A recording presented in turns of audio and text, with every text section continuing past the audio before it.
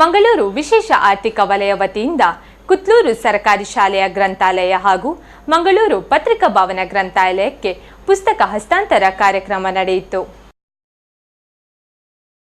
ಮಂಗಳೂರು ಪತ್ರಿಕಾ ಭವನದಲ್ಲಿ ನಡೆದ ಕಾರ್ಯಕ್ರಮದಲ್ಲಿ ಮಂಗಳೂರು ವಿಶೇಷ ಆರ್ಥಿಕ ವಲಯ ಸಾರ್ವಜನಿಕ ಸಂಪರ್ಕಾಧಿಕಾರಿ ರಾಮಚಂದ್ರ ಬಂಡಾರ್ಕರ್ ಪುಸ್ತಕಗಳನ್ನು ಕುತ್ಲೂರು ಸರ್ಕಾರಿ ಶಾಲೆಯ ಶಾಲಾಭಿವೃದ್ಧಿ ಸಮಿತಿ ಸದಸ್ಯ ರಾಮಚಂದ್ರ ಭಟ್ ಅವರಿಗೆ ಹಸ್ತಾಂತರಿಸಿದರು.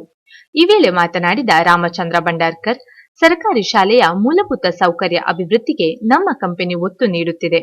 ದಕ್ಷಿಣ ಕನ್ನಡ ಜಿಲ್ಲಾ ಕಾರ್ಯನಿರತ ಪತ್ರಕರ್ತರ ಸಂಘ ಕುತ್ಲೂರು ಸರ್ಕಾರಿ ಶಾಲೆಯಲ್ಲೇ ಗ್ರಾಮ ವಾಸ್ತವ್ಯ ಮಾಡಿ ಮುಚ್ಚಿ ಹೋಗುವ ಭೀತಿಯಲ್ಲಿ ಇದ್ದ ಸರ್ಕಾರಿ ಶಾಲೆಯನ್ನು ಉಳಿಸಲು ಪ್ರಯತ್ನ ಮಾಡಿದೆ. ಪತ್ರಕರ್ತ ಸಂಘದ ಸಾಮಾಜಿಕ ಬದ್ಧತೆ ದೇಶದ ಮಾದರಿ ಆಗಿದೆ ಎಂದು ಹೇಳಿದರು.